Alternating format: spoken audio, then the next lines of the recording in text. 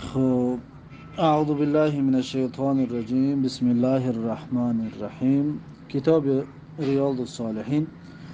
امام نووی میگه که باب زیارت اهل الخیر و مجالستهم و صحبتهم و محبتهم و طلب زیارتهم و الدعاء منهم و زیارت المواضع الفاضلة. میگه باب در مسئله زیارت اهل خیر است، یعنی ملاقات کردن با اهل خیر و مجالستهم و همنشین شدن با اهل خیر و صحبتهم و هم صحبت شدن با اهل خیر و محبتهم و دوست داشتن اهل خیر و طلب زیارتهم و طلب دیدار کردن یا طلب زیارت کردن اهل خیر و دعا منهم و دعا گرفتن یا دعا گرفتن از اهل خیر و دعا منهم یعنی که از ویها دعا گرفتن و زیارت المواضع الفاضلة و زیارت کردن جایهایی که دارای فضل است، جایهایی که فضیلت دارد، اون جایها را زیارت کردن. خب اکنون در همین موضوع صاحب کتاب امام نووی رحمه الله حدیث ها را میارد و دلایل میارد. اول آیات ها را میارد و بعد از اون حدیث ها را میگه که اول آیات ها را میارد. میگه قال الله تعالی، گفت الله سبحانه و تعالی و اذ قال موسی لفتاه لا ابرح حتى ابلغ مجمع البحرین او امضی حقبا. و اذ قال یعنی که اذ به معنای بیاد بیار زمان رو کی، بیاد بیار آن وقت رو کی. قال موسی، گفت موسی علیه السلام، لفتاه، از برای اون جوانی که همراهش بود. لفتاه یعنی از برای اون جوانی که همراه موسی بود. لا ابرحو یعنی که لا ابرحو به معنای پیوسته و همیشه دوام میدهم یا ادامه میدهم. حتی ابلغ مجمع البحرین، تا اینکه برسم در مجمع بحرین، یعنی در جای جمع شوی دو بحر. لا ابرحو به معنای همیشه و دائمی، یعنی همیشه و دائمی این سفرم رو دوام میتیم. حتی ابلغ مجمع البحرین، تا زمانی که برسم من در مجمع بحرین، یعنی در جای جمع شوی دو بحر. او امضی حقوبا، یا بروم حقوبا. او امضی یعنی که یا بروم حقوبا یعنی مدت زیاده. حقوب به معنای مدت طولانی، مدت زیاده. الى قوله تعالی، تا اونجایی سخن الله سبحانه و تعالی، یعنی در اینجا چند آیات را میارد. آخرش همین است که قال له موسی، گفت از برای اون جوانی که همراه موسی بود، موسی علیه السلام گفت هل اتبعك على ان تعلمني مما علمت رشدا. هل اتبعك یعنی که آیا میتوانم تو را پیروی کنم. هل اتبعك یعنی آیا میتوانم تو را پیروی کنم. برای چی؟ علا ان تعلمنی مما علمت، تا اینکه علا ان یعنی تا اینکه تعلمنی یعنی تعلیم بدهی من را، مما علمت از آن چیزی که علم داده شدگی هستی، از اون چیزی که معلومات داده شدگی هستی. رشد یعنی دانش رو. رشد اصلا دانش را میگن که برای انسان با خیر دنیا و قیامتش باشد، انا همون دانش رو رشد میگن. فهمو؟ یعنی مما علمت رشد، از آن چیزی که علم داده شدگی هستی از دانشی، یعنی که از دانشی که خیر دنیا و آخرت است. این آیاتی که آورد از سوره کهف آیت 60 تا 66 است، اما این آیت 60 قطعه 66 آورد و با ایناش نیاورد، یعنی که همه آیت رو نیاورد.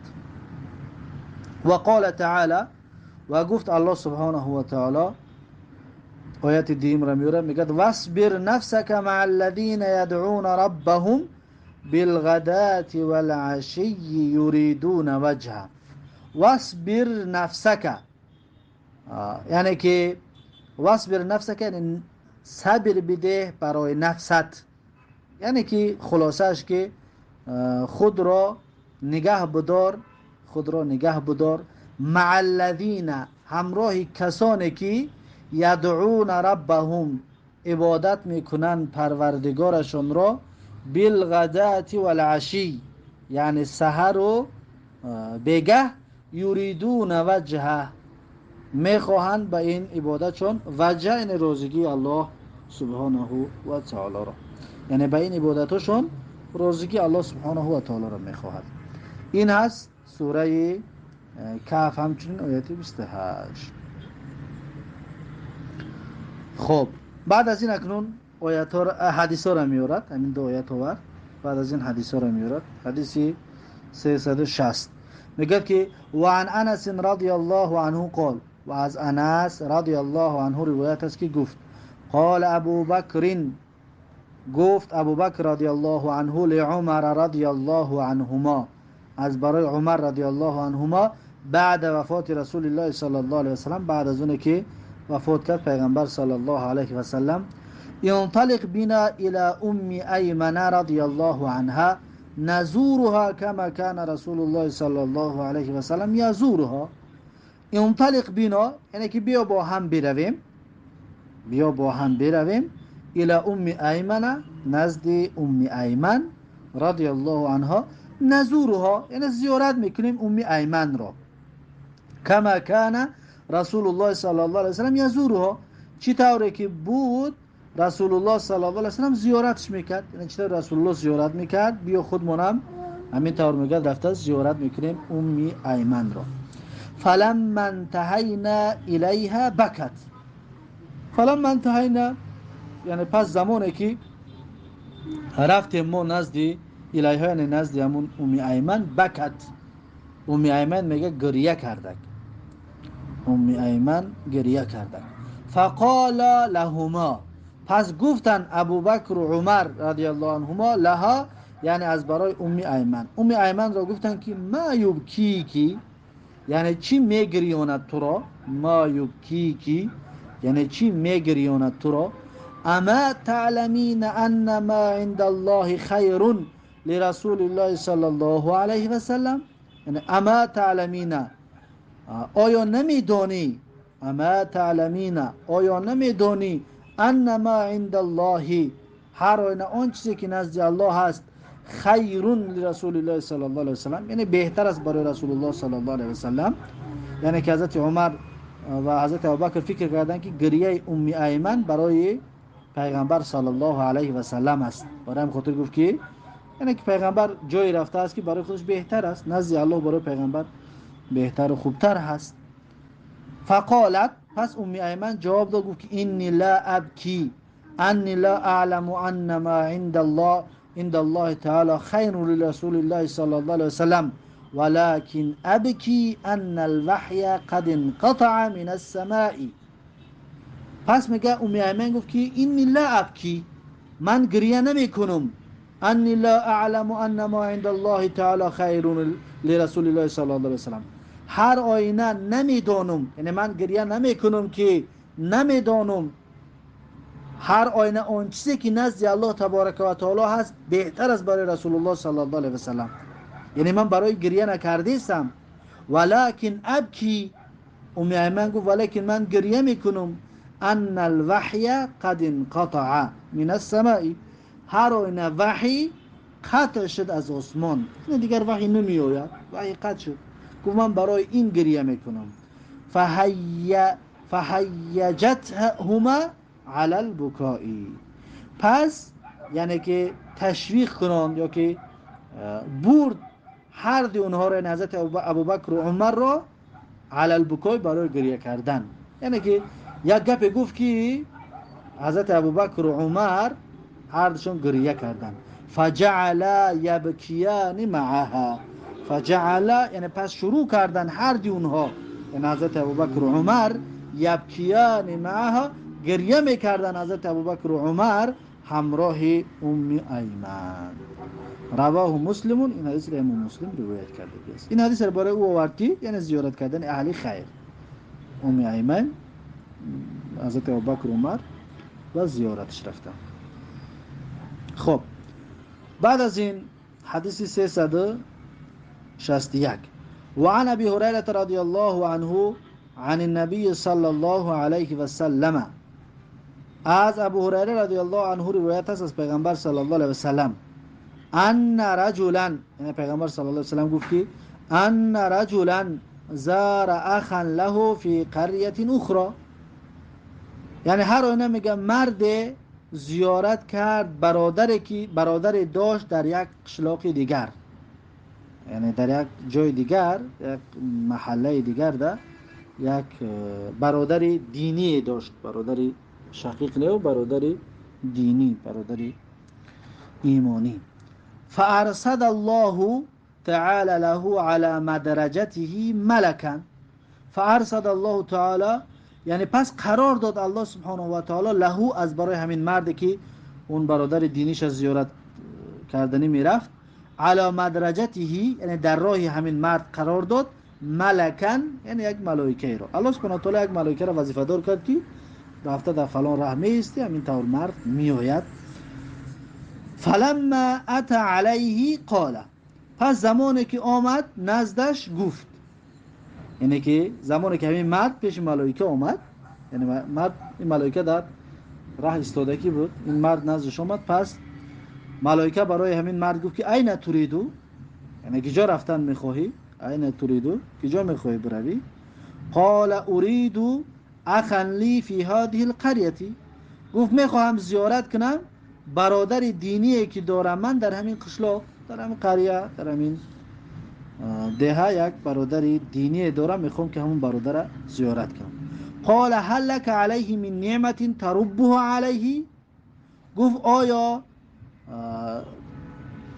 داری تو بالای اون کار یا نعمت یا کار تربه علیه، یعنی تو پس زیارتش میکنی و که پس میخوای منفعت بری بر اون، یعنی که همون کار تا بود کنی یا که منفعت ببری، یعنی پیش اون با یکون کار میروی، یکون منفعتی از اون میبری. قال لا، گفت که نه، غیر انی احببته فی الله تعالی، گفت نه، یعنی یکون کاری براش ندارم، یکون منفعتی نمیبرم، غیر انی مگر اینکه گفت من احببته فی الله تعالی، دوست داشتم وی را در راه الله سبحانه و تعالی، نه به خاطر الله من اون را دوست داشتم و دوست گرفتگی هستم. قال، پس میگه همون ملائکه گفت که فانی رسول الله، پس گفت من هر آینه فرستاده الله هستم، الیک بسوی تو، بان الله قد احبک کما احببته فیه، یعنی هر آینه الله سبحانه و تعالی قد احبک واقعا دوست داشته است تو را، کما احببته فیه، چطوری که دوست داشتی تو همون مرد را برای الله سبحانه و تعالی، یعنی اون رفیق تا، اون رفیق ایمانی تا، رفیق دوست اسلامی تا، به خاطر الله دوست گرفته که هستی، الله سبحانه و تعالی هم ترا دوست داشت. رواه مسلم، این حدیث امام مسلم روایت کرده است. و این حدیث برای دوست داشتن شما، محبت هم بود و دوست داشتن اهل خیر. خب بعد از این حدیث 362 و عنه قال، یعنی از وی راوی حدیث گذشته ابو هریره بود، نه؟ پس از ابو هریره رضی الله عنه روایت است که گفت قال رسول الله صلی الله علیه و سلم، رسول الله صلی الله علیه و سلم گفت که من عاد مریضا، یعنی هر کسی که عیادت بیماری را بکند، بیماری را خبر بگیرد، او زار اخا له فی الله، یا زیارت کند برادری که در راه الله هست، برادر دینی که دارد در راه الله، او را زیارت کنه، به خاطر الله زیارتش کند. ناداه منادین، فریاد میکند این مرد را فریاد کننده بی ان طبت، یعنی که طبت مبارک گشتی تو، و طاب ممشاک و مبارک گشت ممشاک، یعنی رفتار تو، یعنی رفتنت، یعنی که بگیم این کردارت، این زیارت کردنت مبارک گشت. و تبوأت من الجنة منزلا، و آماده کردی، و تبوأت یعنی آماده کردی، تیار کردی، من الجنة منزلا یعنی در جنت خانه ای را، منزلی را. یعنی به سبب این کاری کردت، به سبب بیمار خبر گرفتنت، یا به سبب زیارت کردن برادر ایمانیت، به خاطر الله در جنت برای تو یک جایگاه، یک خانه آماده کردی. رواه ترمذی، این حدیث را امام ترمذی روایت کرده گی و قال حدیث حسن، و امام ترمذی گفته است که حدیث حسن است. و فی بعض النسخ غریب، و در بعض نسخه ها میگوید که حدیث غریب است. غریب یعنی یک صحابه روایت کرده است. خب حدیث 363 وعن أبي موسى الأشعري رضي الله عنه أن النبي صلى الله عليه وسلم قال، از ابو موسی اشعری رضی الله عنه روایت است از پیغمبر صلی الله علیه و سلم گفت انما مثل الجلیس الصالح و جلیس سوء، گفت هر آینه مثال همنشین نیک و همنشین بد، یعنی هر آینه مثال یا تمثیل همنشین نیک و همنشین بد چنین است که حامل المسکی، به مثل دارنده عطر و دوخی است، یعنی جلیس صالح به مثل دارنده یا فروشنده عطر است، مسک است. و نافخ الکیری، و همنشین بد به مثل آهنگر است، نافخ کیر است یعنی که آهنگر، به مثل آهنگر است. اکنون مثالش میاره، میگه فحامل المسکی، پس دوخی فروش، مسک فروش وقتی که نزدش میره چی فایده برای تو میارد؟ میگه که اما ان یحذیک، یعنی همون دوخی فروش یا برای تو دوخی میتید، یحذیک یعنی که میدهد برای تو، که میبخشد برای تو دوخی را. و اما ان تبتاع منه، و یا اینکه تو میخری دوخی را از اون، یا دوخی میخری. و اما ان تجد منه ریحا طیبتا، و یا اینکه دریافت میکنی تو از وی بوی خوش را، نزد دوخی فروش میروی بوی خوش به مشامت میرسد، یکم که یا دوخی به پلت میتید یا دوخی را میخری، اگر نبتیت نخریم به مشام تو بوی نیک میرسد. یعنی که انسان صالح همین طور است، وقتی نزدش میروی یک فایده میگیری، یعنی به فایده نمیمونه. اما انسان بد چی؟ و نافخ الکیر، آهنگر، وقتی نزد آهنگر میروی اما ان یحرق ثیابک، یا این که پوشاک میسوزاند، یعنی علاوه چون لخچه میزند لباس میسوزاند. و اما ان تجد منه ریحا منتنه، و یا این که دریافت میکنی تو از انسان آهنگر ریحا منتنه، یعنی که بوی بدی را، بوی بد میرسه به مشامت، اگر هیچ هم پوشاک نسوزاند بوی بد اون به مشامت میآید، یا که در لباسات بوی بدش میموند. پس این انسانی که است، انسانی جلیسی بد، انسان بده که قطعی انسان بد که بنشینی گوش گوی قطعی آهنگر که بوی بدش میموند، همین طور است. متفق علیه، این حدیث متفق علیه است. خب بس سمخانه.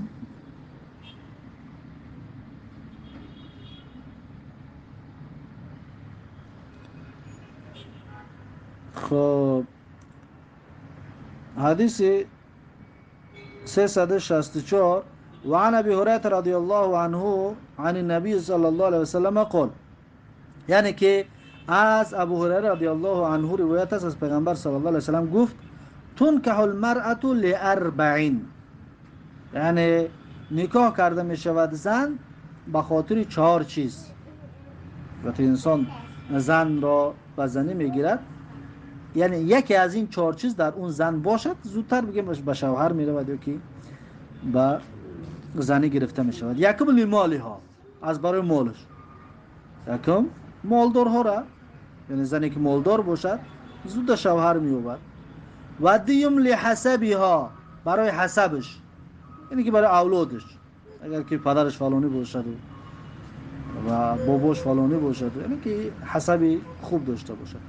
ولی جمالها، سیم برای جمالش، زیباگیش. ولی دینها، و چهارم برای دینش.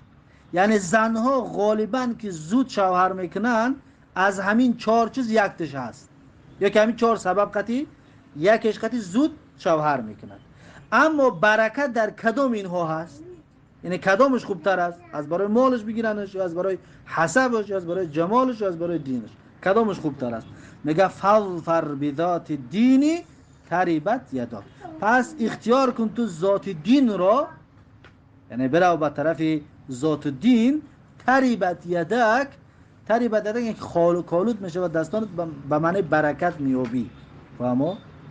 برکت میابی اگر تو انسانی ذات دین را بگیری. ذات دین باشد در اون برکت است. حدیث متفق علیه است.